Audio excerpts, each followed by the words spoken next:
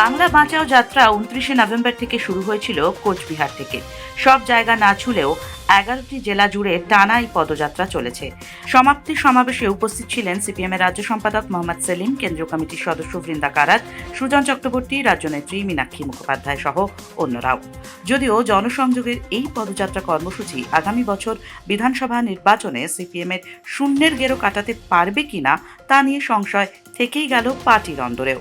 সিপিএমের রাজ্য কমিটির বৈঠকের আলোচনায় মূলত উঠে আসে এই বাংলা বাঁচাও যাত্রার প্রভাব কতটা পড়ল জনমানসে সেই প্রসঙ্গই। উত্তর দিনাজপুর, মালদা, মুর্শিদাবাদ, নদিয়া ও উত্তর 24 পরগনায় যাত্রার ভালো সাড়া পড়েছে বলেই সেখানকার জেলা নেতারা এদিন রাজ্য কমিটির বৈঠকে জানান। তবে বাকি 6টি জেলায় আশানুরূপ সাড়া পাওয়া যায়নি বলেই মনে করা হচ্ছে।